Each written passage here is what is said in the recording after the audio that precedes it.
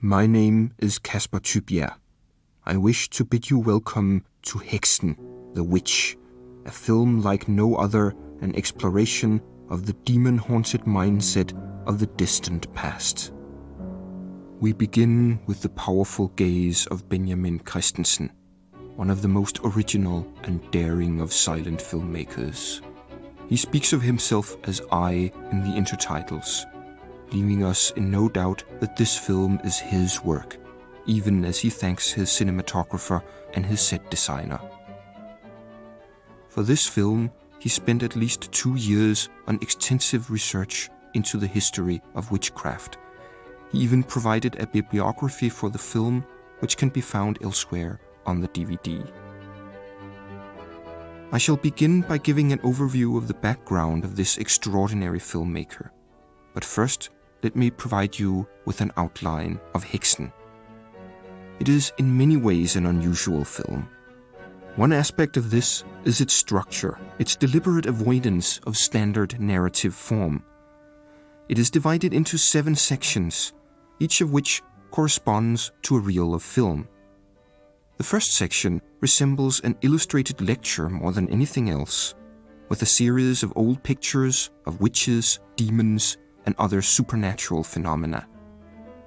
Since many of them appear too briefly to say much about their origin, the available background information about these images has been placed in a separate section of the DVD. Instead, I will concentrate on Christensen's background during this part of the film. From section 2 onwards, the film turns to vivid reenactments of the world of witchcraft beliefs. Here, I shall speak in more detail about what sort of film Haxan really is. Can it be called a documentary? I will go on to compare Christensen's treatment of witchcraft with the descriptions offered by modern historians. Then, I will discuss Christensen's technical innovations and also say something about how the film was greeted by audiences and reviewers at the time. I will talk about Christensen's career after the completion of Haxan and his highly advanced ideas about what film art should be.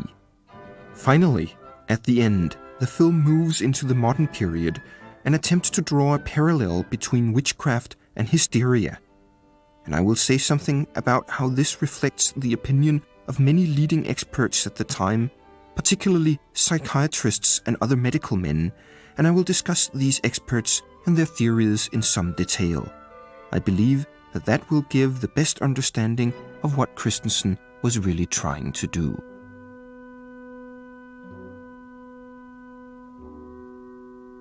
Benjamin Christensen himself originally trained to be a doctor.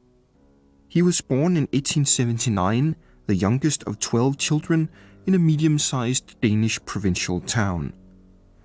At the age of 18, he went up to the University of Copenhagen, but he was not a terribly diligent student. After a couple of years, a new career suddenly beckoned. Christensen was living in a ground-floor apartment, and one morning he was singing loudly while shaving. A man popped his head in the open window and insisted that he audition for a place at the Opera Academy of the Danish Royal Theatre. The man turned out to be a well-known opera singer, and Christensen decided to make the attempt. He was accepted as the only one of 40 applicants and was furthermore accepted as an acting student as well. He made his operatic debut in 1902. The reviewers admired his powerful bass baritone, but a nervous illness soon deprived him of his singing voice. He turned to acting and became very popular at one of the leading provincial theatres. His nervousness continued to plague him, however, and he eventually had to give up the stage altogether. In later years, he told a story about his voice. He went to the United States in 1916 to market his film Blind Justice. He was staying at the old Knickerbocker Hotel on the corner of Broadway and 42nd Street in New York. When he was by himself, the voice sometimes came back and he began singing in the bathtub. Suddenly, the phone rang. A gentleman was waiting in the hall of the hotel who wanted to speak with him at once. A short, heavy-set Italian introduced himself, Enrico Caruso, the world-famous tenor. He was staying in the room next to Christensen's and had heard him sing. "A fantastic voice! You must perform with me!" Christensen had to refuse. He could only sing when there was no audience, or when at least he thought that there was no audience. You may notice that when the pointer here is moved rapidly, there is a bit of afterimage. It is present in the original film image, caused by the relatively slow speed the film was shot at, around 20 frames per second, and the rapidity of the movement. Now, after having left the theatre, Christensen went into business. He became the Danish representative of a French champagne company, apparently a lucrative affair. Christensen had briefly considered working in films when he lost his voice, but he saw little opportunity for artistry in this new medium. It was only when he saw the breakthrough performance of Asta Nielsen, the greatest Danish star of the silent screen, in the film Afgrunden, The Abyss from 1910, that he realized the tremendous potential of this new art form. In early 1912, he became a film actor. He appeared in several films, but they have all been lost. It seems certain, however, that Christensen was dissatisfied with the technical quality of these productions and decided that he could do better. He convinced the managers of the company that he should be given a chance to direct. The resulting film was called De Hemmelighedsfulde X, which means The Mysterious X, but at the time it was distributed in the English-speaking world as Sealed Orders. Shooting commenced in August 1913, and the film was 3 months in production. This was quite exceptional. The norm in Denmark seems to have been a couple of weeks. Budget figures are difficult to establish reliably, but seem to have been comparably ambitious, so that The Mysterious X cost 3 to 4 times as much as a typical production from a minor Danish film company. The film opened in March 1914 and was a huge success, earning rave reviews. Christensen went on a sales trip across Europe and the film was sold everywhere. He did, however, have to overcome some difficulties. The film is a spy story, and this was the summer of 1914. War was on the horizon, and spy films had been outlawed in both Germany and Austria-Hungary. After negotiations with the Prussian War Ministry and a few judicious cuts and title changes, turning spies into smugglers, the film was allowed to pass. What was really remarkable about The Mysterious X, however, was not its somewhat preposterous story, but its extraordinary command of cinematic language. The quality and assurance of both editing and camera work can measure up to the very best films of the period. Particularly noteworthy is the use of single-source lighting to create dramatic shadow effects. Some setups are shot directly against the light, giving sharply edged silhouettes. Others have strong lights falling from the side into dark rooms, creating an intricate interplay of light and shadow. Some scenes have characters turning lights on or off, necessitating complex lighting changes. The acting is generally excellent. Christensen himself plays the lead with authority, although in emotional scenes he uses the histrionic style derived from the conventions of the 19th century stage, which today look somewhat excessive. His next film was Blind Justice. The original Danish title is Hævnens Nat, literally Night of Vengeance. Christensen again plays the lead, and this time he's much better. The reviewers praised his performance as Strong John, a man wrongfully jailed for many years who, though fearsome-looking, nevertheless remains a decent man.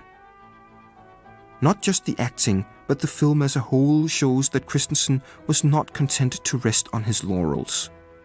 It is as technically dazzling as The Mysterious X, and even more assured in its direction. Christensen took the film to the United States, and the leading trade paper Moving Picture World gave it a rave review, praising the work of Benjamin Christie, as he was called. An absolutely unique feature of this production is that it presents a unity and homogeneity not possessed by any other, for it is the work of Mr. Christie alone.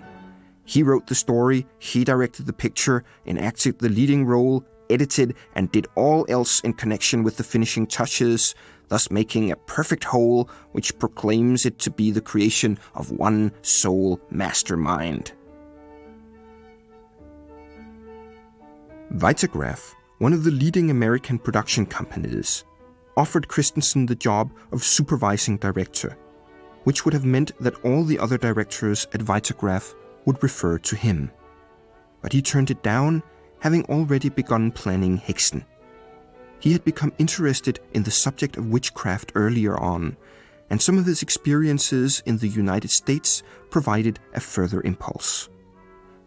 At one point, he went to Sing Sing prison, where he held a special screening of Blind Justice. One convict was knifed during the show. There, he had been tremendously impressed by the warden Thomas Mott Osborne, celebrated for his enlightened and reformist ideas. In the 1940s, many years later, Christensen wrote about Osborne. "Today, we are all aware that the great American was right in his unshakable faith that even in the most hardened criminal, there is something human to which one may profitably appeal. His ideas, which were novel at the beginning of the century, have gradually borne fruit across most of the civilized world." The visit to Sing Sing, according to a journalist who interviewed him, stimulated his concern with injustice, with the ways beliefs in absolute evil have led to the persecution of people who suffered from illnesses or simply were ahead of their time. Christensen was also fascinated by the supernatural, and Haxan grew out of these preoccupations. It was not until the beginning of 1919, however, that he found a production company that was willing to take him on.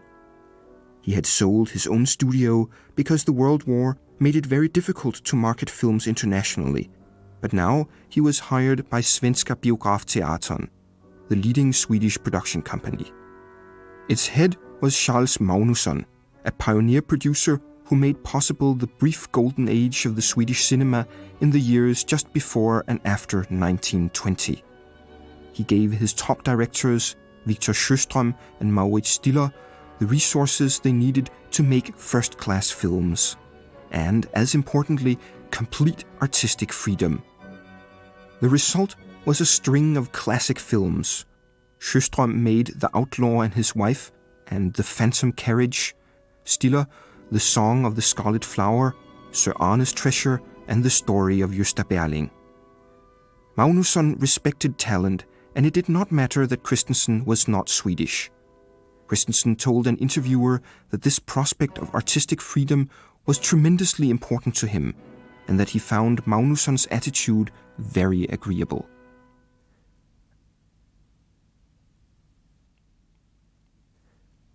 Up to this point, the film has followed a format which remains popular in educational films and television documentaries, although the pointer has been replaced by the zoom lens.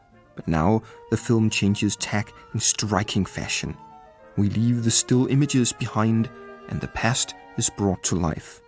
With staged scenes like this, using actors, sets, costumes, careful lighting, and, as we shall see, special effects, we certainly seem to have stepped outside the bounds of the documentary genre as we know it today. Instead, we find ourselves in a witch's kitchen with an animal skeleton above the fireplace and a pot of witch's brew being cooked. Magic potions are made here with all sorts of vile ingredients.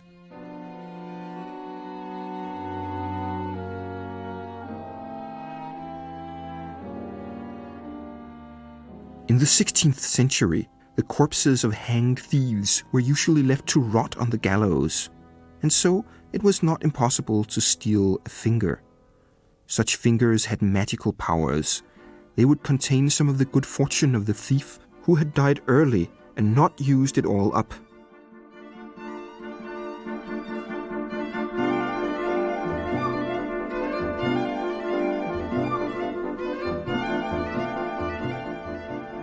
The Danish historian Troels Lund recounts the story of two women from Elsinore who were convicted of having tried to improve their sales of liquor by placing a thief's finger in the liquor jar. They had obtained the finger by sneaking up to the gallows while people were sleeping, and they found a dead old thief's corpse which had dropped down from the gallows. They twisted off one hand and hid it in a sack of firewood. When they came home, they each took a finger, but discovered that they were not the first. 2 fingers were already missing from the hand. So, with this grotesque sequence, Christensen would argue, we are still within the realm of historical fact.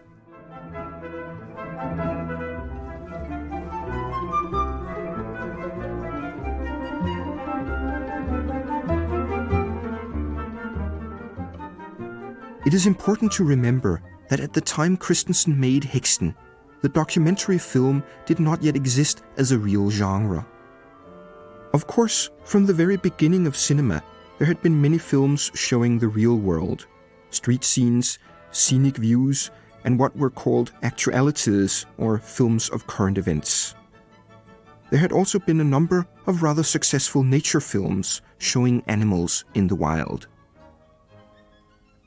Nevertheless, Robert Flaherty's Nanook of the North from 1922 is usually held to be the first documentary, in the sense of a film making creative use of actuality, in the famous phrase of the preeminent documentarist John Grierson. Various writers had already seen the potential for a film of this sort.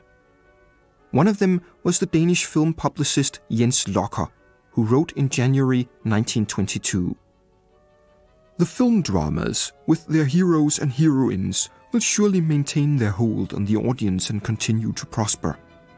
There is, however, another side of life which would seem to be a matter for the moving picture, and which many who believe in the future of the film are eager to see brought within its domain, and that is the half-journalistic, half-artistic description of life's events. When weekly newsreels first appeared," Locker continues, "and the foundation was thus laid for the living newspaper, it was hoped that this would develop in the direction of a real description of life. But these newsreels stuck to certain official occurrences and events and did not seek to submit to the demands of art, but only to be matter-of-factly descriptive." Locker suggested that filmmakers should take their cameras out into the streets or the countryside and seek to capture real life on the fly, to show the intimate details of human life in a way similar to the way nature films showed the life of animals. While this analogy implies a somewhat condescending attitude, the description still fits many early documentaries very well. On the other hand, it does not really fit Haxan well at all. When Locker wrote his article, Haxan was still in preparation and shrouded in secrecy. Still, Locker suggests that the film might well prove to advance the art of cinema several steps in a new direction, a promise he declared in ringing tones was fulfilled when the film opened some months later. To present factual matters in an artistically fulfilling fashion was very evidently Christensen's goal. Apart from Haxan, he had also considered the possibility of making a film about the work of the Austrian physiologist Eugen Steinach, famous for his research into hermaphroditism and the action of sex hormones. Christensen was very concerned to ensure that his film was as authoritative and as true to the facts as possible. He wrote, "When I began the preparations for my film Haxan, I had envisaged that professional historians would develop the screenplay for me, or at least supply me with significant help in that direction. But in the course of a couple of conversations, during which, by the way, I was shown the greatest interest and courtesy, it emerged firstly that Danish scholars felt very fearful about having to do with film, and secondly, that the cinematographic manuscript treatment of the material was so foreign to them that they rather quickly declined this work. There was nothing left for me to do but to master the vast amount of source material that touches on the problem of witchcraft on my own."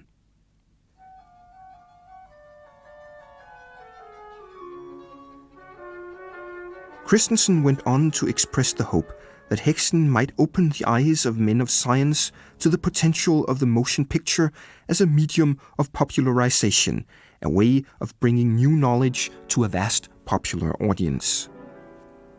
This mission certainly aligns Haxan with the documentary film.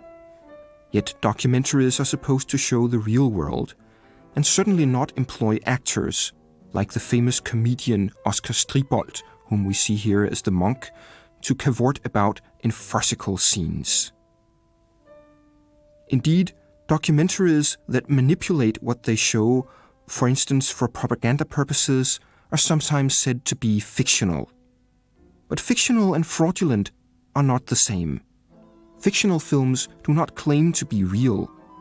Documentaries, on the other hand, claim that what they show is true, and we, as spectators, understand that the filmmaker intends for us to accept what we see as fact. The truth claim is clearly there.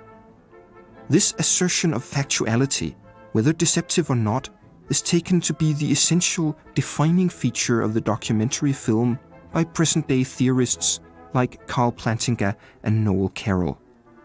Under that definition, Haxan is a documentary of sorts, even if it is in some ways clearly a borderline case.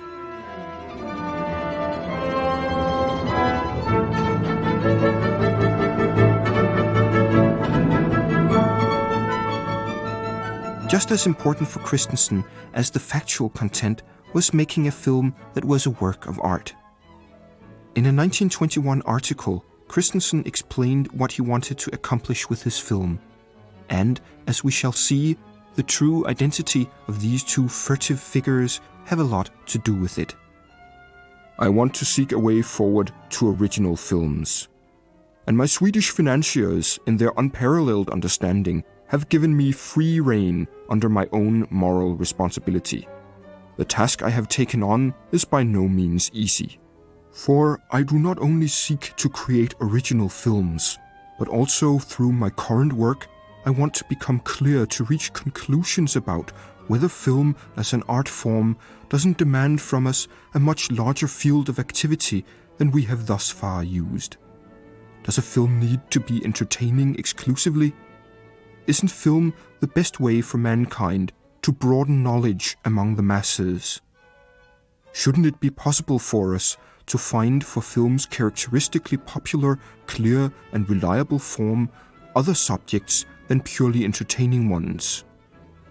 Shouldn't it be possible for film to approach a problem in another way than through the social drama? I would like to know at this time whether a film is able to hold the public's interest without mass effects, without sentimentality, without unified narration, without suspense, without heroes and heroines, in short, without all those things on which a good film is otherwise constructed. My film consists of a series of small episodes that, as part of a mosaic, give expression to an idea. Giving expression to an idea, or as one might alternatively say, advancing an argument, has also been suggested as a defining feature of the documentary. It does not fit all documentaries equally well, but Haxan is certainly a film that advances an argument. One of its key features is the contrast between past ignorance and present-day knowledge. The two nocturnal body snatchers are a good example.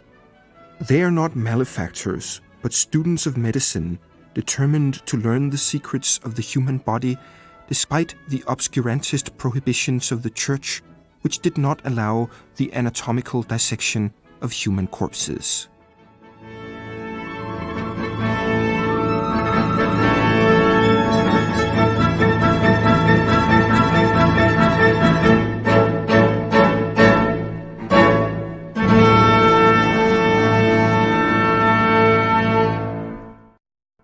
The contrast between past and present is already visible in the way the first section presents the historical background for the great witch craze. Christensen gives considerable attention to how various ancient civilizations pictured the universe. His wonderful models, with stars suspended from above and rotating celestial spheres, are very charming, but we know that they have little resemblance to the way the world actually is. In that way, they make the people of the past seem almost childishly ignorant. The contrast with the scientific knowledge of the universe possessed not only by modern astronomers, but even by the average filmgoer, is striking. Yet, Christensen is not an all-out rationalist. He does not see the witchcraft beliefs as completely delusional. He shows that they are real, at least to the extent that they have real effects. And he shows us some rather striking examples of this.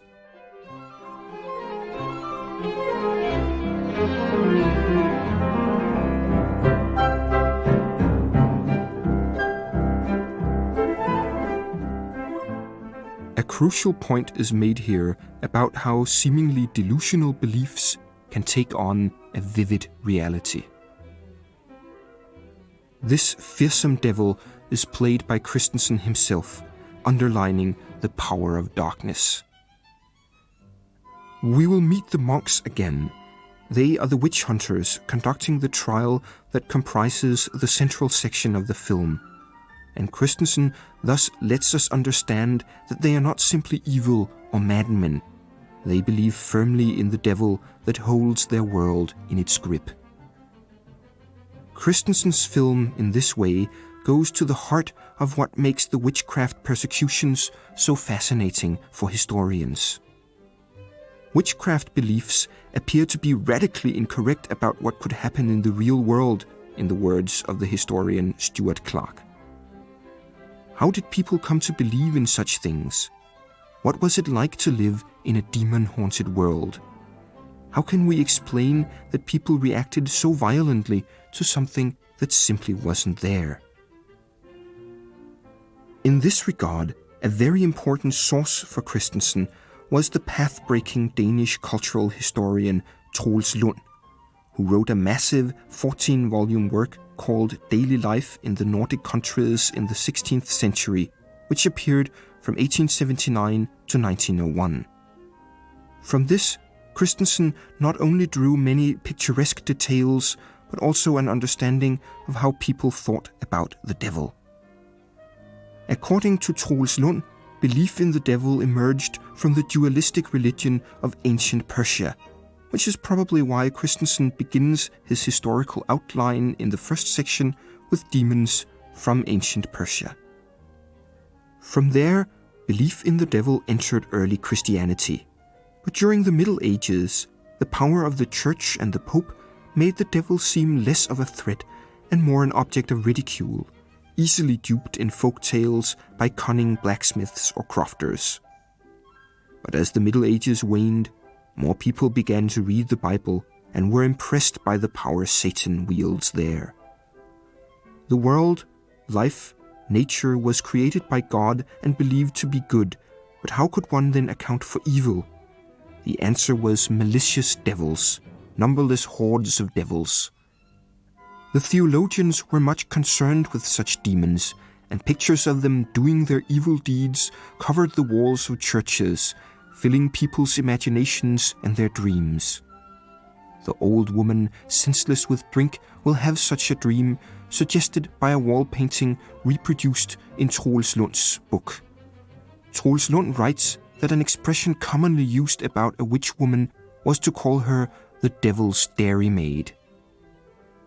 At the time, Troels Lund writes, this easily suggested itself. The paramours of Catholic clergymen had been called their dairymaids, and that era seemed to find something ambiguous about the mere image of a butter churn. It was therefore a common subject in the wall paintings of both Danish and Swedish churches. A devil getting off with a woman churning butter. There is perhaps nothing that shows that epoch's curious mixture of unbridled wantonness and terror of hellfire more clearly than these odd church pictures. In this long sequence, Christensen, in elaborate detail and with the deployment of an impressive array of special effects, depicts a dream clearly fueled by raw and unsophisticated desires for money, food, and sex. There is something rather striking about the open acknowledgement here that old crones may still have nakedly erotic fantasies. But just as significant is the more subtle point that in including such a sequence in a movie, which clearly presents itself as a film of fact, Christensen shows that dreams too are a part of history.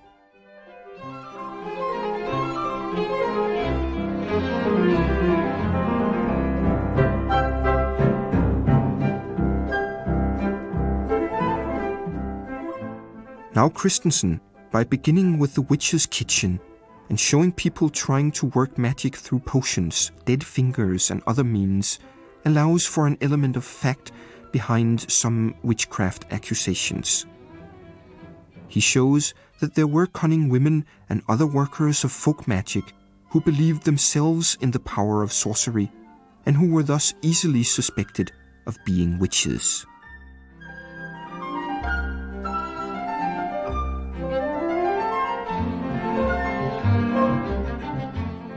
There are some writers who have felt unsatisfied with the stark irrationality of witchcraft beliefs.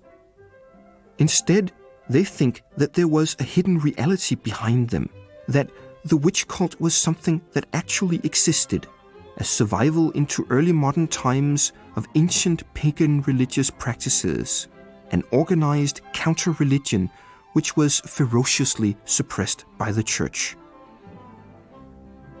The 19th century French historian Jules Michelet was an early proponent of this idea, but it received its most influential expression in the book The Witch Cult in Western Europe, written by the English folklorist Margaret Murray and published in 1921. However, Murray distorted the sources that she quoted, leaving out all sorts of improbable supernatural events in order to make the confessions of witches seem more credible.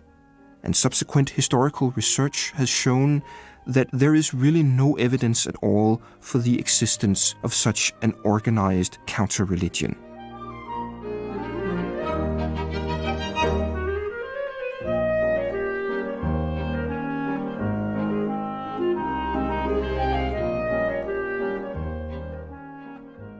The idea of the witches' Sabbath, rather than reflecting organized cult activity, is much more likely to have developed from the lurid horror stories that were told about the religious practices of the Jews and of heretics. Christensen certainly does not believe in any cult, just that people saw evil everywhere. Troels Lund writes, "The devil was no longer, as he had been a short time before, something distant and strange, who had been dimly heard, far away up in Sweden, hammering in the depths of the earth. No, in dreams or when awake, in each budding desire or resolved decision, the devil was close by. He stood behind the door, lay hidden in the canopy of the bed, scuttled about in the front room, stood right behind your back, flew at you like a fly. It was him who made that ball of yarn roll onto just your foot. It was him who prevented the black cow with the blaze from giving milk.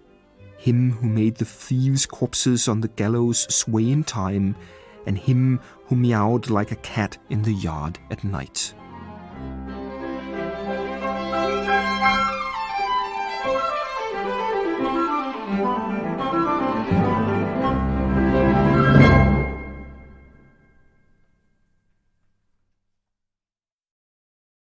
After having given us a sense of late medieval witchcraft beliefs, Christensen now turns his attention to witch hunting.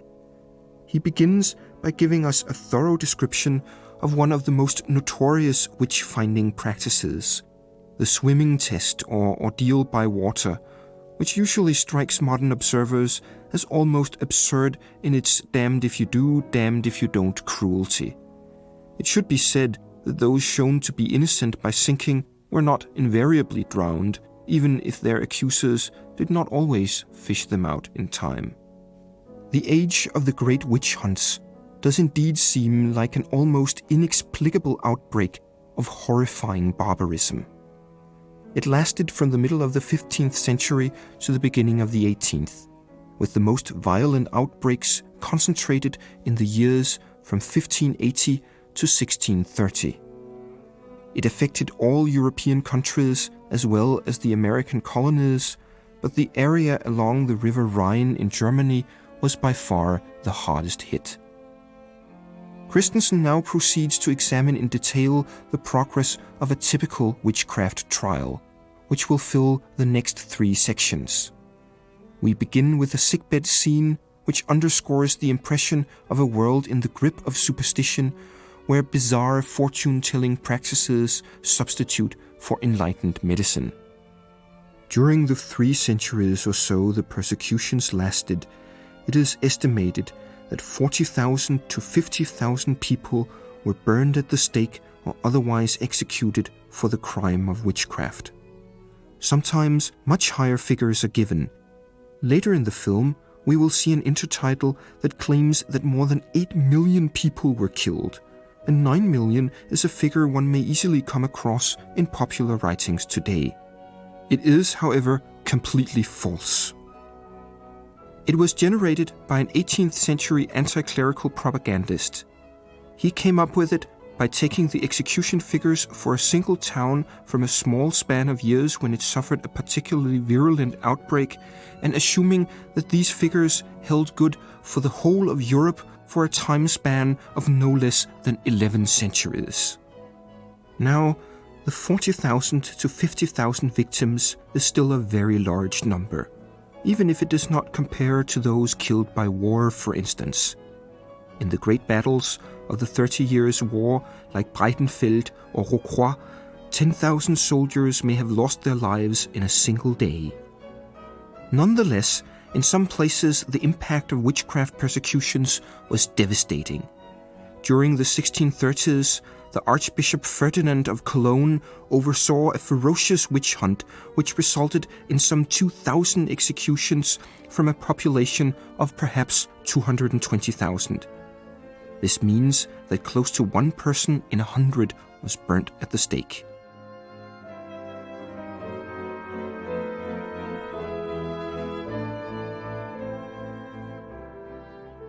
The worst years of the witch craze coincided with what climate historians have called the Little Ice Age.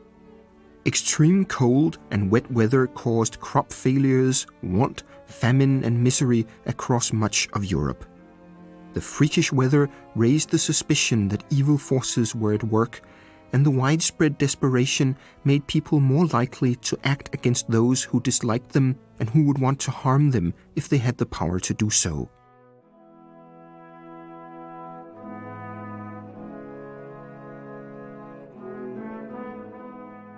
The historian Robin Briggs, who has written about this in fascinating detail, suggests that very deep-seated psychological mechanisms are the basis of witchcraft fears, deep-seated mechanisms that are with us to this very day. Briggs writes, "As a case in point, it is worth reflecting on how we react to that classic witchcraft situation, an unwelcome demand from a beggar. Common responses include real physical discomfort, barely repressed impulses to violence, and fantasies about possible retribution. This is a paradigm for many other situations in which we seem quite unable to detach ourselves from an invasive social world because our instincts hook into us despite ourselves. When this occurs at a time of unrest and famine, during an era when religious speculations have been much preoccupied with deviltry and evil, the results can be terrifying." Recent research suggests that most witchcraft prosecutions were initiated by ordinary people, and that witch hunters and inquisitors were only to a lesser extent the instigators. When Christensen made Haxan, however, historians tended to focus on the so-called demonological literature, learned treatises about witches and witchcraft, usually solemnly convinced of the reality of the witches' devil worship and urging that it be stamped out as harshly as possible. The witch hunts, in this view, were driven by the zealous determination of these cruel men. Christensen has used the most infamous of these works, as the main source for this section of the film. It is the witch hunter's manual Malleus Maleficarum, meaning the Hammer of Witches. It was first published in 1487, which is probably why Christensen sets the action in the year immediately following. It was written by two Dominican monks, was Heinrich Kramer, known in Latin as Henricus Institutoris, the other Jacob Sprenger. Sprenger was the dean of Cologne University, and the reputation of the two men as scholars contributed to the authority of the work. They were also experienced inquisitors who had themselves persecuted witches in various parts of Germany. They had encountered considerable resistance from local authorities, but in 1484 they were backed up by a bull from the Pope, Innocent VIII. This papal bull, which fully accepted the existence of witchcraft, contributed mightily to the authority of the book. The book sets out in detail how a witchcraft trial should be conducted, making it a highly useful resource for witch hunters. The historian Sidney Anglo summarizes the book as follows. The Malleus was written to demonstrate precisely what witches were doing and how they could be stopped. It first establishes the truth of the existence of witchcraft and its heretical nature, then elucidates the principal evils practiced by witches and demons, and finally lays down formal rules for initiating legal action against witches, securing their conviction, and passing sentence upon them. The Malleus is notorious not only for its inquisitorial zealotry, the transparent eagerness of its authors to torture and burn, but also for its intense misogyny. Since women are feebler both in mind and body, it is not surprising that they should come more often under the spell of witchcraft. Women are intellectually like children, and indeed, just as through the first defects in their intelligence they are more prone to abjure the faith, so through their second defect of inordinate affections and passions they search for, brood over, and inflict various vengeances, either by witchcraft or by some other means. Wherefore it is no wonder that so great a number of witches exist in this sex. Here, Christensen suggests how sexual repression might fuel demonological fantasies. The obsession with carnality in the Malleus also shows through in its description of devils. And although devils have 1,000 ways of doing harm, yet their power remains confined to the privy parts.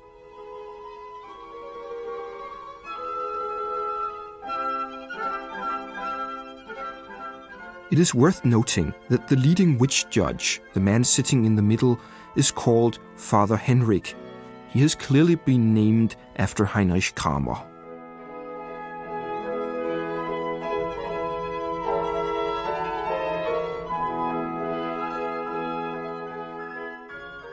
Christensen has taken many details directly from the Malleus. The man who is cursed so that he cannot close his mouth is one example. The idea that witches lose their sorcerer's powers if their feet are lifted off the ground is another. In section 5, we will see how witch hunters use systematic deceitfulness to trick a young woman into confessing that she is a witch. Their systematic dishonesty may seem like a caricature, but the procedure closely follows the Malleus. In an interview, Christensen called the Malleus the most scurrilous document in the history of the world.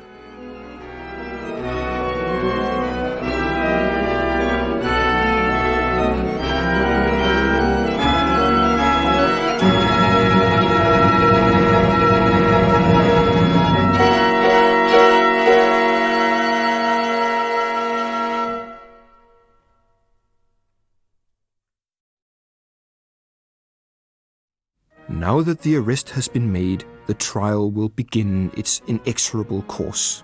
The terrible humiliations to which the unfortunate woman is subjected come straight out of the Malleus, which describes the elaborate precautions witch hunters must take to prevent their victims from attacking them with sorcery. Christensen's documentary concerns mean that his use of cinematic artistry is quite subtle and unobtrusive. The shots are very carefully lit. Christensen convinced his Swedish producers to let him shoot the film in Denmark at his old studio north of Copenhagen. The Swedes not only purchased the studio, but paid for a complete refurbishment, equipping it with state-of-the-art lighting equipment and cameras. This was one of the reasons why Haxan ended up being probably the most expensive film made in any of the Scandinavian countries during the whole silent period. The framing and cutting of this early version of the good cop, bad cop ploy is very effective. Another director might have chosen to show all three together in a single shot, perhaps cutting to closer views. Instead, Christensen emphasizes the violent to-and-fro pattern by going back and forth between two overlapping shots. Note the chair in the background, giving a jump cut effect because the old woman is now on one side of the frame, now on the other.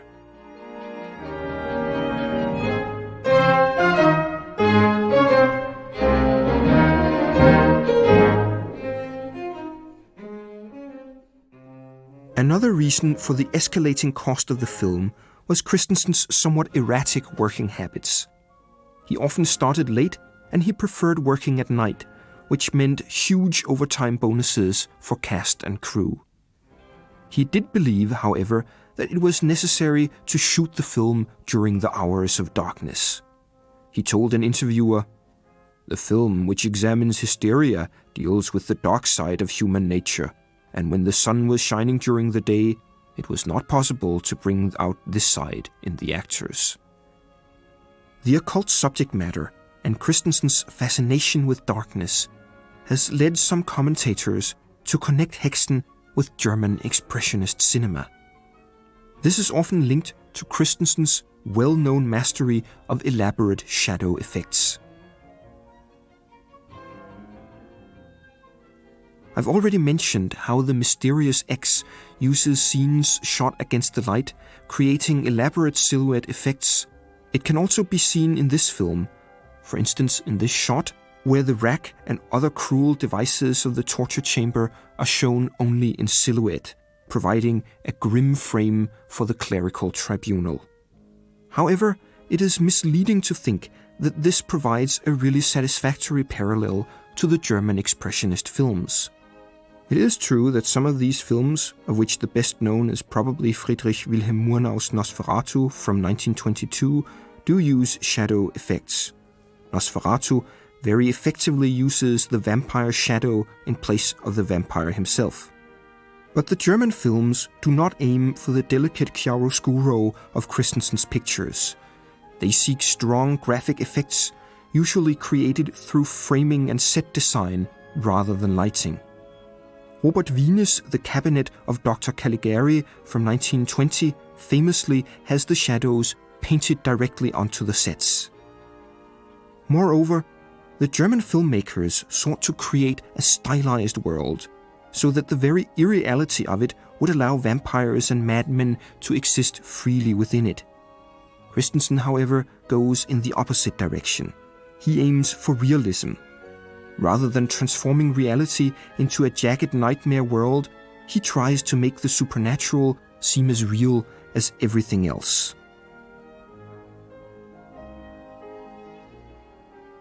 Christensen also seeks a starker emotional realism. His extensive use of close-ups will probably not seem as striking to present-day viewers, but for a Scandinavian film made in 1921, it is highly unusual. This was partly a matter of taste, although in Sweden, the government film censors actively discouraged the use of close-ups, something I will return to in the next section. In the context of the early 20s, Christensen's work seemed innovative enough to be credited by at least one reviewer with having blazed the trail for the film that more than any other took the big facial close-up as its central artistic medium. When Dreyer's The Passion of Joan of Arc opened in Copenhagen in April 1928, this reviewer wrote, referring specifically to the exploration of facial features in big close-ups. Just a few hundred meters into the film, one realizes that the Danish director with this film has gone down the same path which in this country was found long ago by Benjamin Christensen in the film Haxan, and which has since been followed by the Russians. Considering the powerful use it makes of faces, it is not surprising that when Christensen was asked in 1941 whether he could imagine Haxan as a talkie, he replied, "That would obviously be impossible. How does this devil speak, for instance?"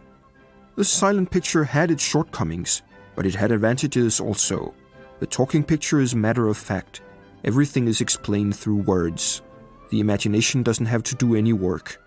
The talking picture doesn't have the illusion and poetry of the silence. You cannot dream and add imaginatively to the tale and the characters shown in the film. Here we have lost some ground, and it is one of the most important tasks of the talking picture to reconquer that lost ground. One of Haxan's most impressive technical achievements is the shots of the witches riding their broomsticks through the air. Christensen explained that not only did he need to make the witches appear to be in motion, he also had to make the earth move in the opposite direction, and finally the clouds had to provide the keynote for the mood of the scene through unreal shapes, swells, and colors. According to Christensen, there were some 75 flying witches. They were each shot individually on separate pieces of film. In order to combine the images, the cinematographer Johan Ankerstjerne built a pioneering optical printer specially for this purpose. Giving the audience the impression that the witches were flying forwards was made possible by having the cameraman move in the opposite direction on a cart past the witch who was really sitting still on a broomstick. During the shooting, the witches were strapped onto a seat which could not be seen by the camera, held suspended between the floor and the ceiling of the studio, and had a broomstick placed between their legs. To get the heavy costumes to flap and flutter convincingly, Christensen brought in an airplane engine. For the backgrounds, Christensen initially had his cinematographer shoot pictures from a speeding train, but the results were unsatisfactory, also because it proved very difficult to find views that were not interrupted by telephone poles or other non-medieval-looking features. Instead, an entire medieval town was constructed in miniature, each of the houses about 2 meters in height. This town, with trees, gardens, and everything, was mounted on a huge turntable which required 20 men to operate. The cameraman would then stand at the edge and film the moving landscape. Finally, in order to get the swirling, lowering clouds he wanted, he dispatched an assistant cameraman on a month-long trip to Norway to shoot skyscapes.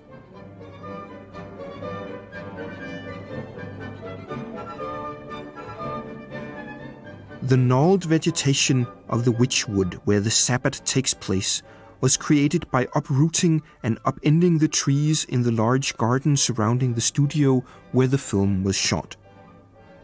One of the actors recalls how sad the sight made her, but she had to admit that it looked very convincing.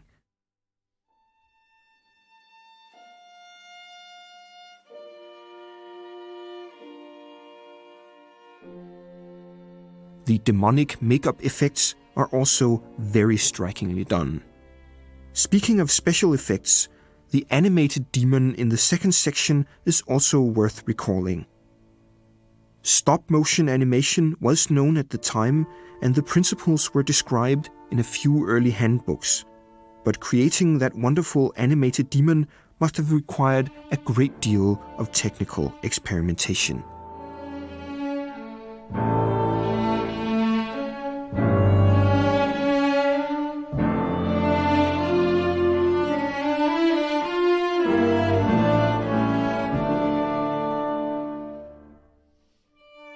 Another important aspect of Christensen's procedure was his casting. He used an interesting mix of well-known, experienced actors, young unknowns, and complete amateurs. The most prolific Danish director of the sound period, Alice O'Frederiks, worked as a script girl and also has a small role. You will see her as a maniacally laughing nun in part 6. The young wife of the sick man is played by Astrid Holm, who had just appeared in Victor Sjöström's The Phantom Carriage and would have a number of major film roles, most importantly that of the long-suffering wife in Carl Theodor Dreyer's wonderful Master of the House. The youngest of the monks, who is only very briefly seen here, is Ib Schönberg, who became one of the biggest stars of the Danish sound film, his chubby features appearing in more than 150 films in roles large or small.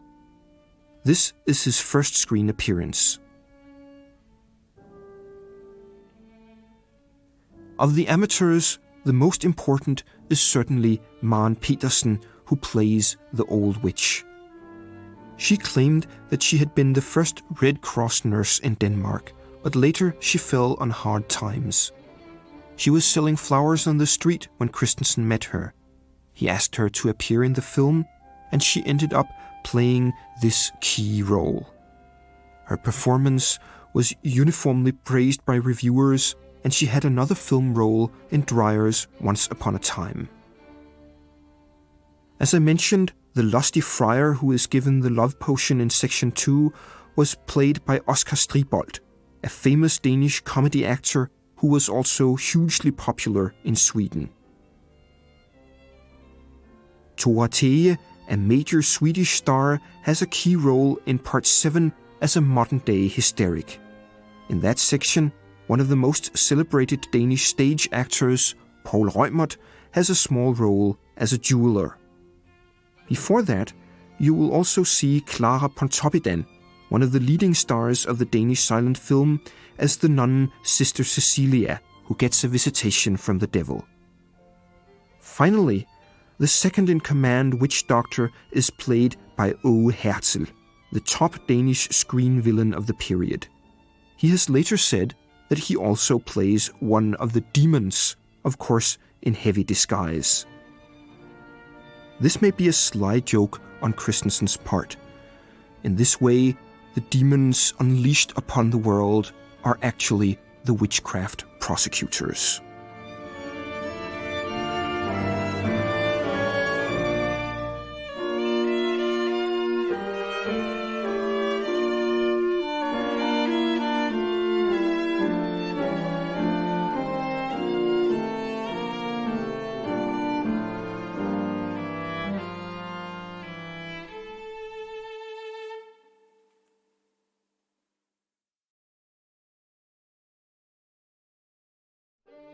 Haxan had its world premiere in Stockholm on September the 18th, 1922. The Danish premiere followed on November 7th. Most of the reviewers in both countries were lavish in their praise for the film, its high artistic ambitions, convincing performances, and outstanding cinematography. Yet, there were dissenting voices. The most hostile was BT, one of the popular Copenhagen papers, which devoted 2 pages to attacking the film beneath the headline, "Get this film off the screen." The reviewer acknowledged Christensen's craftsmanship, but attacked his decision to make a film about the great witch craze. "The fundamental error in this choice," wrote the reviewer, "is not that the subject is distant and specific, but that it from the first image to the last deals not only with the hysterical, as he terms it himself, but the frankly perverted." Speaking of the interrogation scene, the reviewer continued, "For more than half an hour, sadistic orgies are conducted on the screen. Meter after meter, you stare into the tormented, mummy-like hag face, which glowers right at you in fully shameless close-up until nausea rises dankly in your throat." Christensen's use of close-ups was quite provocative. The Swedish film censors were highly suspicious of close-ups as such, believing that there was something indecent and unnatural about showing naked faces enlarged to colossal proportions. Indeed, for Haxan, most of the cuts they demanded were of close-ups. In the second section, the finger being yanked off the dead man's hand and the face of the sleeping woman licking her lips had to be removed. In the interrogation scene, some of the close-ups of the old woman's face. During the Sabbath, the grease dripping from the cooked infant, the trampling on the cross, and the devil embracing the naked woman lying on her side. In this section here, the close-up of the face of the unfortunate young wife as she hangs cruelly suspended in the torture chamber was not permitted. In section 6, we will see instruments of torture applied to arms and legs, again in close-up, and these had to go too. In Denmark, on the other hand, the film was allowed to pass without cuts after having been endorsed by the famous biologist Wilhelm Johannsen, the man who introduced the concept of the gene. The leading psychiatrist Viggo Christensen said that Haxan was epoch-making and of the very greatest interest, vouching for the accuracy of its scenes. The paper BT, which published the hostile review I just quoted, did not think that it really mattered that leading scientists expressed their admiration for the film. The popular audience, and especially young people, would not view it in the same way. For them, it would be an appeal to the basest instincts. The paper claimed that its views had been widely shared by members of the opening night audience. The question we were asked over and over again was this: how on earth could this film pass by the censor? BT continued. There is much nakedness in Benjamin Christensen's picture. The screen flashes with white backs, and nude silhouettes wander about in the mysterious glow of enchantment. But it is not this nudity which is most offensive about the picture. It is the satanic, perverted cruelty that blazes out of it, the cruelty we all know has stalked the ages like an evil, shaggy beast, the chimera of mankind. But when it is captured, let it be locked up in a cell, either in a prison or a madhouse, but do not let it be presented with music by Wagner and Chopin to a swanky audience in comfortable seats or to young men and women who have entered the enchanted world of the movie theater.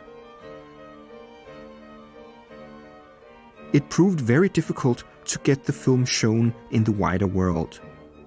The explicit sexuality, the brutal torture scenes, the blasphemous acts we see carried out, and the extremely unflattering portrayal of the church, all these things were highly controversial. As a result, the film was banned in many places, and where it was released, it was usually only after considerable delay and extensive censorship. In Germany, the film was released in June 1924. Many scenes were cut, and German intertitles were very different from the originals, which are terse and effective. Not only were the German titles much more verbose, they were also more numerous. One reviewer complained, "The film, with its magnificent images, loses its most interesting episodes because of the far too ponderous, pedantic and dogmatic manner in which the German text accompanies the picture. One often has the embarrassing feeling of having been returned to the schoolroom." Moreover, the German version of the film apparently ended with a title which does not exist in the original version. It stated that the future would pass a similar judgment on the millions of victims of the World War that we now pass on the victims of the witchcraft delusion, stating in short that the First World War had been madness in much the same way as the Great Witch Hunt. This was a highly charged statement which could easily be viewed as a slur on the fatherland's glorious dead, and it certainly colored the reception of the film in Germany. In France, it was the overt anti-clericalism of the film that was the main bone of contention. Catholic organizations brought a complaint with the police against the film, alleging that it had defamed the church. Many reviewers also attacked it. In a sense, these charges were not wholly unjustified. Not only do the monks we see in the film act reprehensibly, the basic argument of the film, as well as the authorities Christensen drew on to make that argument, has a very strong inbuilt anti-clerical aspect. I will return to that later on.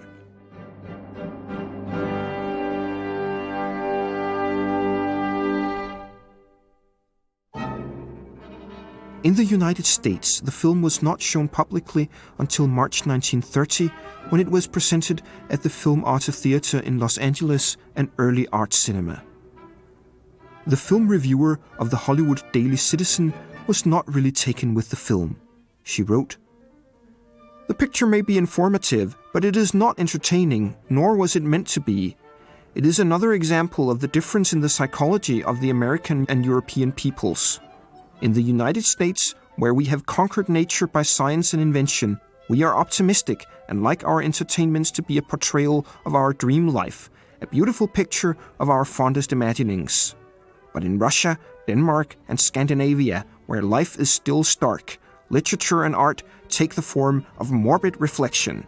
We, who have never known great hardship, find it difficult to understand the unsavory themes for artistic outlet in some of these foreign countries." To some degree, this viewpoint has persisted long afterwards.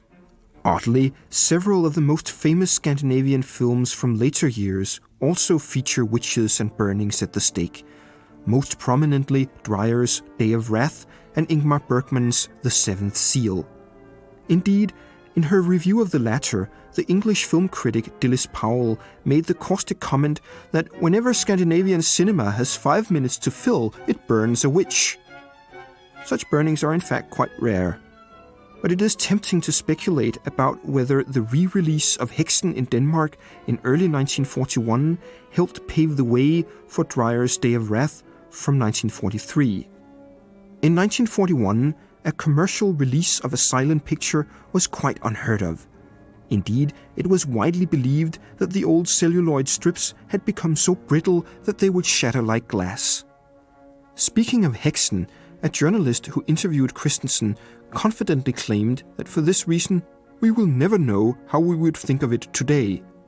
That was written in 1936. But 5 years later, the film was back on the screen. It was a success with both audiences and reviewers. Nearly 25,000 people saw it during the first week, which was a record for the cinema where it was shown. It had a successful run across Denmark, and later that year, a popular book was published on the history of witchcraft and superstition, using a great number of stills from the film as illustrations and concluding by saying that Haxan is one of the most moving accounts of the subject that has ever addressed mankind. Without reaching quite that level, the newspaper reviewers all praised the film, most of them expressing surprise that the film held up so well, despite the fact that it was so old. 20 years! One reviewer said, "Its story of superstition, violence, hysteria, and intolerance has the same currency today as it had then.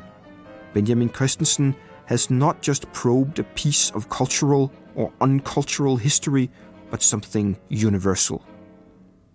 At this time, during the Second World War, Denmark was occupied by the Germans. And it is easy to read a passage like this as a veiled reference to that fact. Certainly, many commentators on Dreyer's Day of Wrath would subsequently see that film as an allegory of Nazi occupation. Dreyer's film does not, however, reflect the present in the unambiguous way that Arthur Miller's The Crucible used the Salem witch hunts of 1692 to comment on the McCarthyite persecutions of communists and fellow travelers in the 1950s. With Christensen's film, it is even harder to say whether he intended that audiences in 1941 should draw an analogy between the murderous medieval Inquisition and the Gestapo. There is no evidence to support such a conclusion. Christensen made his last film the next year, a spy melodrama set during the First World War called The Lady with the Light Gloves. It is quite dreadful, and shows him to be completely out of touch with the reality of the Second World War. One of Christensen's reasons for wanting Haxan re-released may have been that at the time he was trying to get the authorities to award him a license to run a cinema. Since this government licensing system held the number of cinemas down and limited competition, it was quite lucrative to have one. The licenses were generally used as a sort of honorary pension for distinguished people in the world of culture. They were only rarely given to people who had had anything to do with film or who knew anything about it. It is likely that Christensen believed a re-release of his best film would enhance his credibility and reputation as an artist of serious purpose and thus help him get such a license.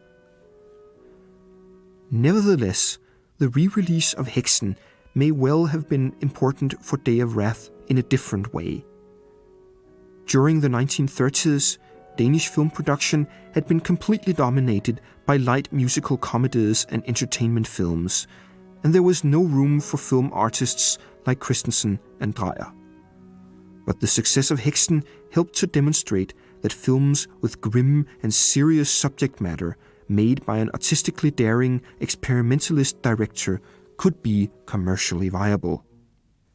This may well have helped persuade the production company Palladium to run the risk of letting Dreyer make his expensive and uncompromising masterpiece. There were also some more surprising reactions to Haxan in 1941. When it played the town of Horsens in September of that year, the following newspaper item appeared. Last night, the police had to take custody of a 23-year-old man who was walking about in the street with his hands stretched out in front of him and who was very short of breath. He was first thought to be intoxicated, but it was soon made clear that he had not touched alcohol at all. He was taken by ambulance to the municipal hospital, where it was necessary to administer artificial respiration to him. The young man, who has been discharged from hospital today, has declared that the reason for his state was that he had been to see Haxan last night and had been so mesmerized by its unsettling scenes that he had gone into convulsions.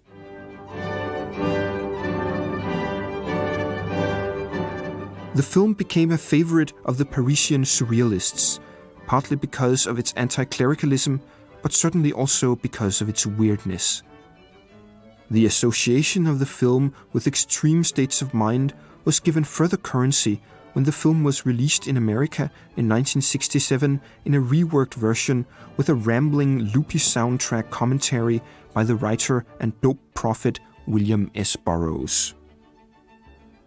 In a way, this is a somewhat ironic fate for a film firmly committed to rationalist ideas, especially the struggle against obscurantism. This is made very clear by the devastating conclusion of the model witch trial we have followed over the last 3 reels.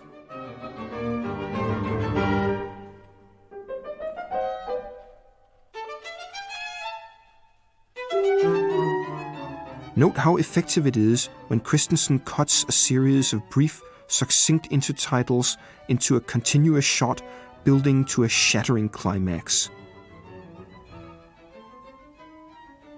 In The Malleus, there is an exemplary situation described where witch hunters have tricked a witch in exactly the way depicted here. It may seem here that the witch hunters are behaving in a manner that is completely villainous. But they were men who were completely convinced of the justice of their cause and the absolute necessity of protecting the Christian community from the threat of the powers of darkness. In that struggle, it was legitimate to use any sort of deceit or subterfuge to get the witches to confess. It was probably Troels Lund's history that drew Christensen's attention to the ghastly idea that God found the smell of burning witches well-pleasing.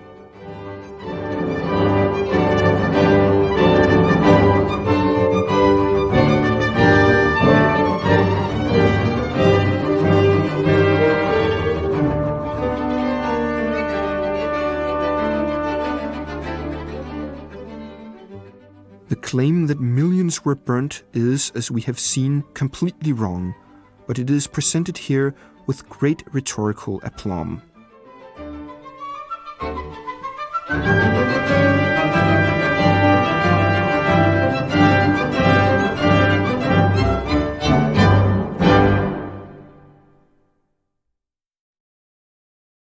In one of the interviews he gave in connection with the 1941 re-release, Christensen was asked what he had initially gotten out of his pioneering cinematic achievement. He replied that the film companies both here and abroad avoided me for 2 years. I was an experimentalist and therefore dangerous. As I have said previously, Haxan was very costly, and the controversy that surrounded it severely limited its commercial viability on the international market. Furthermore, its Swedish production company had run into severe financial difficulties when Hollywood took over large chunks of their market in the early 1920s. For these reasons, Christensen was never able to make the 2 sequels to Haxan he had envisaged, called The Saint and The Spirits. I will have more to say about these projects later in this section. Now that the trial has been concluded, Christensen returns to the non-narrative format of the second section. We again see the wise women and others who actually did perform various sorts of magic. Christensen will soon add further types of witches to this. First, those whose confessions were extracted by torture, and second, those who suffered from hysterical illnesses and actually themselves believed that they were witches, driven by inexplicable compulsions to commit blasphemous acts. This simple spell, causing impotence by tying knots on a string, seems to have featured in folk magic long before and long after the witch craze, but the demonologists considered it to be a monstrous crime.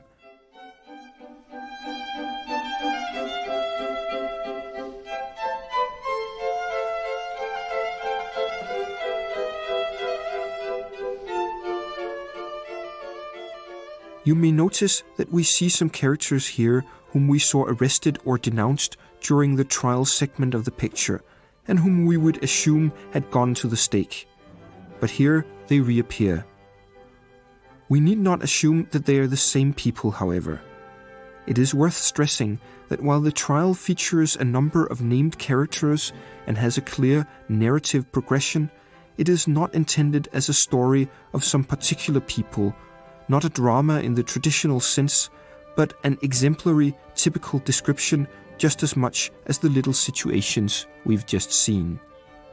Christensen made this very clear, saying, "I have sought not to present a schematic rendering of the witch trials in a dramatic form, which would have meant taking one witch trial as an example and then constructed a plot around it. So, not according to the usual way of making films. My film has no continuous story, no plot. It could perhaps best be classified as a cultural history lecture in moving pictures. The goal has not only been to describe the witch trials simply as external events, but through cultural history to throw light on the psychological causes of these witch trials by demonstrating their connections with certain abnormalities of the human psyche, abnormalities which existed throughout history and still exist in our midst." We'll come back to these abnormalities in a little while, but first we must admire the skill of Christensen's designer Richard Low, who manufactured these unpleasantly realistic instruments of torture. The cool, almost textbook illustration-like way they are displayed only adds to the horror. Christensen spoke eloquently of the power of the image. "A silent scene can express more than 1,000 words. But if these 1,000 words already exist, and if one must express them in images, one will be made painfully aware that the words are infinitely superior to the pictures. And the joy over the image vanishes because one feels one is about to commit sacrilege. On the other hand, one may often get to see images made only and solely as images, so full of life, so mighty, so moving, that one feels them to be superior to words, even infinitely superior. And this is what must be made clear to everyone, that the word and the picture are two separate art forms, which have different ways of speaking to us. And therefore we must have two different kinds of authors of words and authors of pictures. Let us soon have authors of the moving picture, artists of the film who work directly for the film and stage their films themselves. The presence of a powerful film artist masterminding the production behind the scenes makes itself painfully felt here.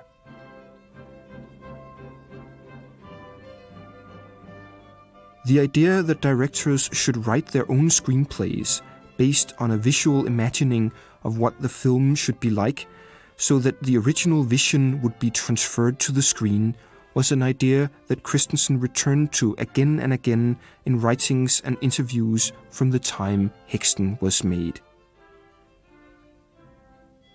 Christensen said, "We must get closer to the heart of the concept of cinema. We must set ourselves the goal of really understanding the cinema, knowing what it is, so that we may find thoughts, ideas, social issues that in an altogether different fashion may find their expression in images rather than words. For we may be sure of this much already, that the moving picture, through a way completely different from that of the word, has the power to make the human heart tremble, to bear a message from soul to soul, a way more closely related to music than to words. Let us have film authors, or rather film artists, who both write and direct their movies themselves."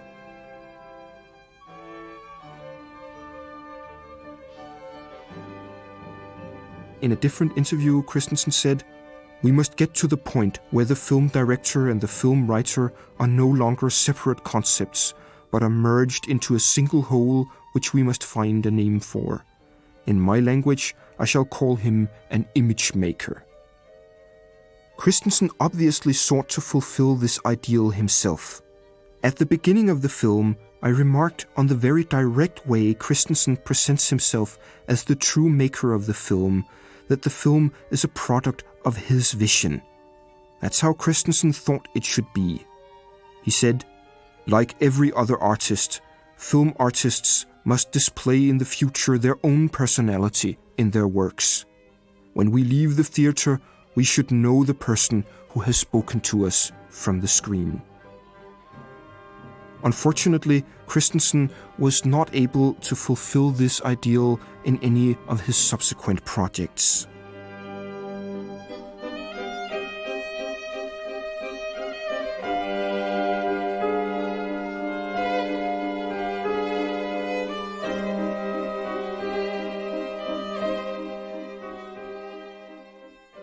I mentioned before the films The Saint and The Spirits, which were intended to form a trilogy of superstition along with Haxan.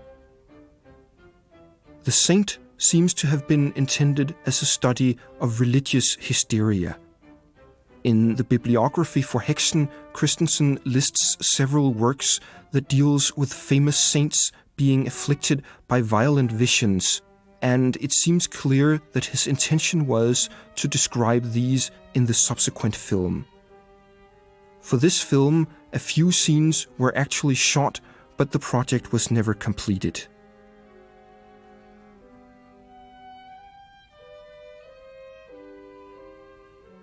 Christensen not only appears at the devil. In this very brief shot, he is also Jesus Christ.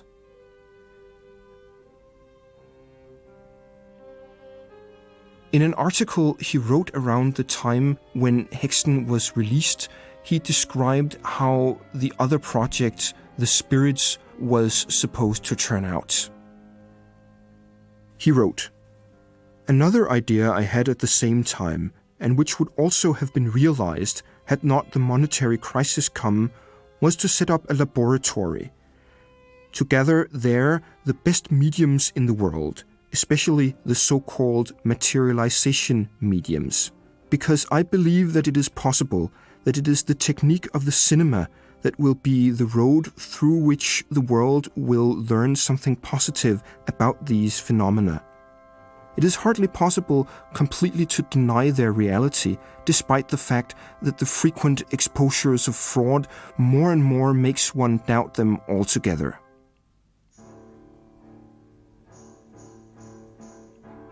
Christensen made his next films in Germany, an elegant sex comedy called Seine Frau die Unbekannte, his wife the unknown, and a film which no longer exists, based on the 1890s free love novel The Woman Who Did. He then accepted an offer from Metro-Goldwyn-Mayer to come to Hollywood, where he made a melodrama called The Devil's Circus and a Lon Chaney picture about the Russian Revolution called Mockery. In both, his concern with injustice and his insistence that all people have some good in them recurs. The Devil's Circus is about an ex-con who falls in love with a circus performer and is reformed by love. Mockery concerns a brutish peasant who sacrifices his life for the sake of a noble woman he has earlier tried to rape after she saves him from summary execution. For another studio, First National, Christensen made a Chinatown underworld film and 3 comedy mysteries, only one of which survives. That's 7 Footprints to Satan from 1929, a fast-paced haunted house comedy filled with all sorts of outre surprises and a slightly kinky atmosphere. Variety noted, "This is unquestionably one of the hottest exhibitions of iniquity done in a long while." Christensen's Hollywood career foundered with the coming of sound, and he eventually returned to Denmark, where he made a directorial comeback in 1939 with Skilsmissens Børn, The Children of Divorce, a social problem picture. He followed this with another social problem picture, Barnet, The Child, about illegal abortion. Gå med mig hjem, Come Home With Me, from 1941, was more unusual, telling the story of a middle-aged female lawyer whose home is a refuge for various unfortunate people whom she believes should get a second chance. The spy drama Damen med de lyse handsker, The Lady with the Light Gloves, was, as I said, a fiasco. But Christensen got his cinema license and lived the last 15 years of his life as the manager of a neighborhood picture house in a Copenhagen suburb.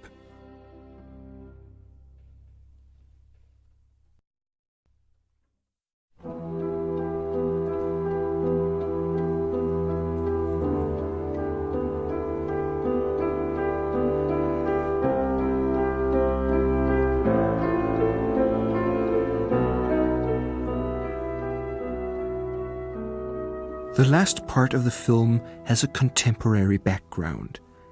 It attempts to link witchcraft directly with hysteria. Christensen begins with a series of shots of old women, shots that are staged very much like medical photographs. Christensen, as we know, was very fascinated by the potential of the scientific film, and the psychiatrists who had made the link between witchcraft and hysteric illness were pioneers of medical photography. The famous Jean-Martin Charcot said, "In truth, I am altogether nothing but a photographer. I write down what I see." Charcot was the founder of modern neurology and the head of the Salpêtrière Asylum in Paris, which in the late 19th century was the largest hospital or asylum in Europe, probably in the world. It covered nearly a quarter of the entire 13th arrondissement in southeastern Paris and held some 5,000 patients.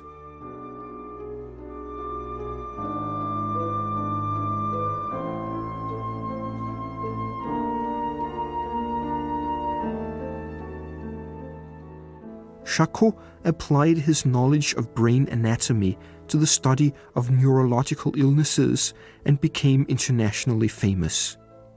He attracted a large number of students, the most famous of whom was Sigmund Freud from Vienna. In the 1870s and 1880s, he turned his attention to hysteria, which he argued was a real disease, not some sort of imagined illness. In his view, hysteria was caused by the combination of hereditary and environmental factors, and it was characterized by sensory motor abnormalities, a distinct 4-part epileptiform attack, and a battery of accessory symptoms. This means that Charcot's patients suffered often very violent convulsive seizures. Charcot had a permanent photographic establishment within the Salpêtrière. There, the photographer took pictures of his patients as they went through the various dramatic stages of their convulsive attacks. The neurotics that Christensen will show us in the following sequence are not afflicted in the same way. However, in the works of both Charcot himself and his many students, neurotic behaviors like the ones we see here are clearly linked to hysteria. One may of course ask oneself how somnambulism and similar behaviors are linked to witchcraft. This emerges through the practice of retrospective diagnosis, as it was called. This practice consisted in looking at works of art and historical records and trying to identify sufferers from hysterical illnesses in the past. The assumption was that the illnesses and their symptoms were the same throughout history. Much of what Charcot and his students found through these retrospective diagnoses were hysterical behaviors that occurred in religious contexts, states of religious ecstasy or demonic possession.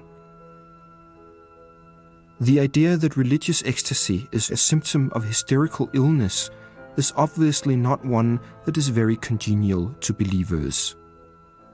This may have been quite intentional.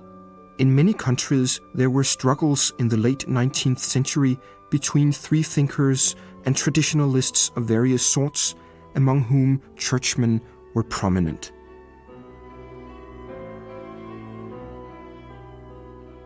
In this struggle, the witch hunts were a powerful weapon against the church. They provided clear evidence that the church in centuries past had been a force for obscurantism, that it had pursued innocent people and sent them to their deaths. In Germany, many historians engaged themselves in this struggle and investigated the witch hunts with this very purpose. In Denmark, some of the writers that Christensen drew on for inspiration also followed the same political beliefs. It was, however, in France that the struggle between church and state was most intense, and Charcot and his followers were very much involved.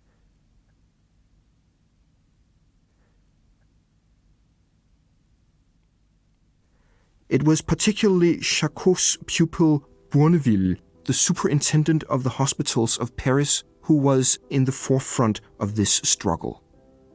Bourneville tried to use his position as superintendent to get the church out of the business of taking care of the sick, something that it had been involved in for centuries. Many of the hospitals of Paris were still directly run by the church.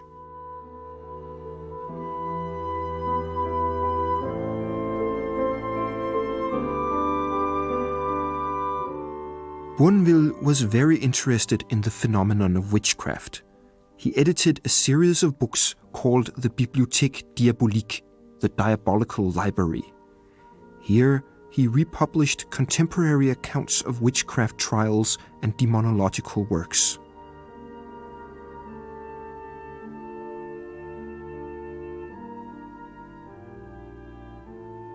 One of the books in the Bibliothèque Diabolique was particularly significant. It was a book written by a 16th century Dutch doctor named Johann Weyer. It was called De Praestigiis Daemonum, on the trickery of demons, and it was first published in 1563. This book was written as a rejoinder to the Malleus Maleficarum. Weyer claimed that witches were actually sufferers of illnesses of the mind. Weyer's work could be used by Bourneville to show that a more enlightened viewpoint actually existed at the time, making the churchmen seem all the more obscurantist. Weyer could also be claimed as a heroic ancestor for these modern men of science. Indeed, Weyer has been called the true father of modern psychiatry.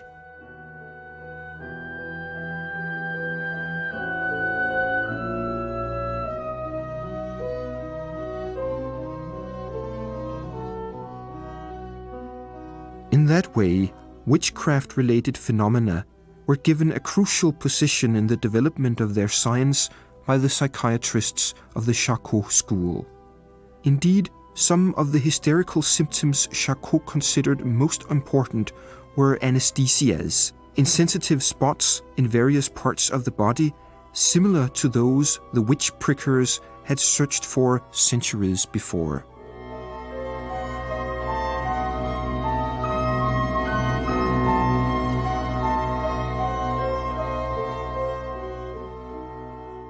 Charcot even adopted the demonological term stigmatae to describe them, so that the very language of psychiatry came to possess demonological terms. The psychiatrists themselves, most notably Freud, have compared their activities to that of inquisitors.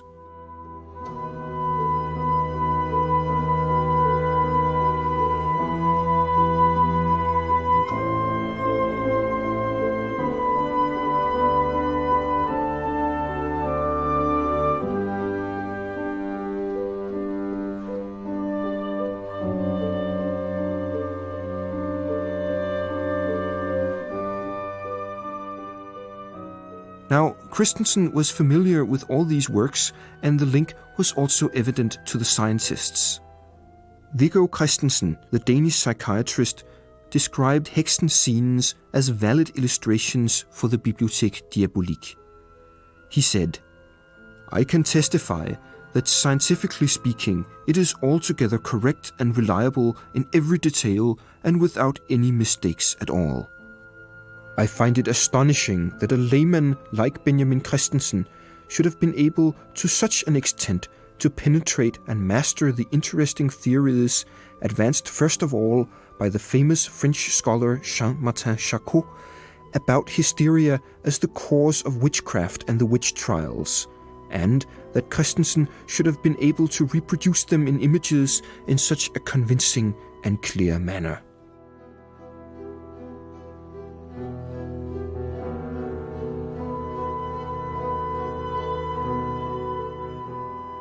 Still, Viggo Christensen liked the modern section less than the rest, an opinion which was widely shared. When Haxan was first released, many reviewers said that this was the weakest part of the film, and Christensen himself in later years tended to agree. When the film was re-released in 1941, he told an interviewer that he had considered removing this section altogether, but he had decided that the film should stand as it was when he first made it.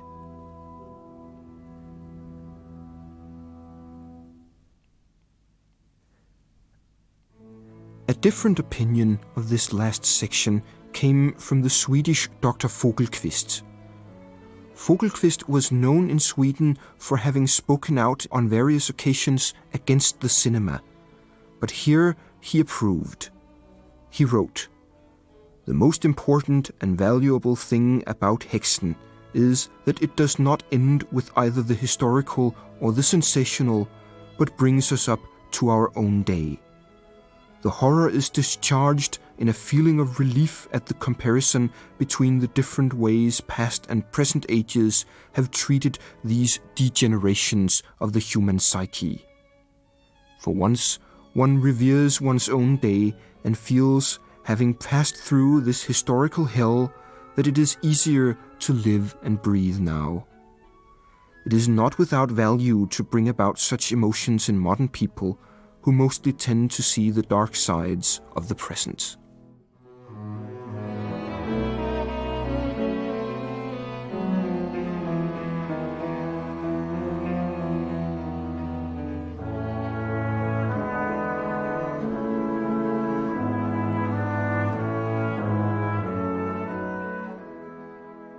It seems likely that the reason Christensen chooses to devote such a relatively long scene to the kleptomaniac should be found in Christensen's persistent concern with giving criminals a second chance, that wrongdoers are not evil, merely unwell.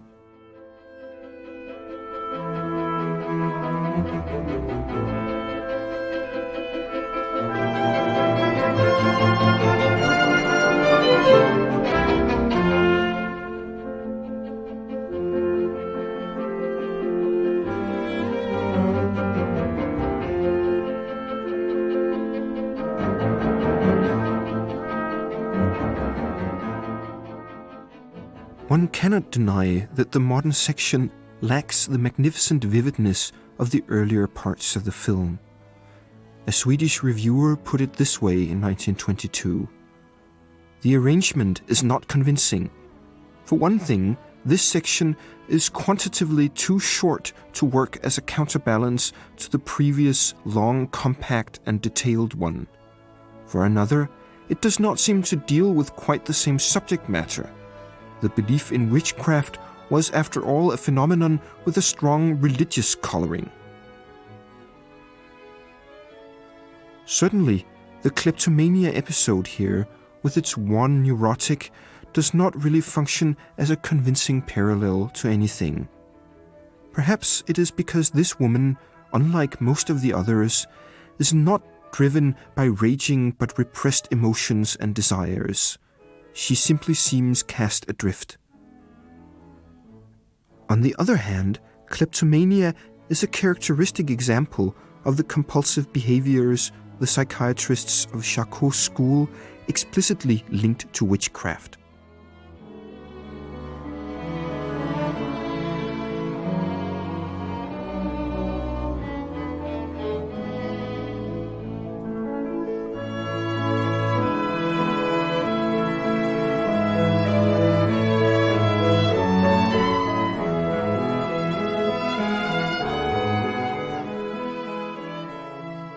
To a great extent, the weakness of this section is due to the fact that Christensen seems to have intuitively understood the consuming power of the dark forces behind witchcraft beliefs rather better than the implacably cool-headed scientists he took as his authorities.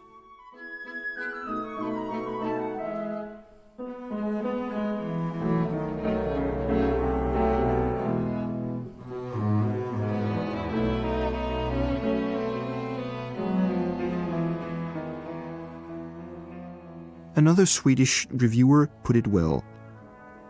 Hysteria does not explain everything, and in particular does not explain itself. How are people, half a millennium into the future, going to try to explain the madness of our times, which spread from country to country, made the cannons thunder, and in a few years cost the lives of millions of people? Is one not forced, despite all attempts at explanation, in the back of one's own mind to acknowledge that the madness of both the Middle Ages and today grows out of hysteria and hypocrisy, but also out of the inextinguishable stupidity and wickedness of mankind?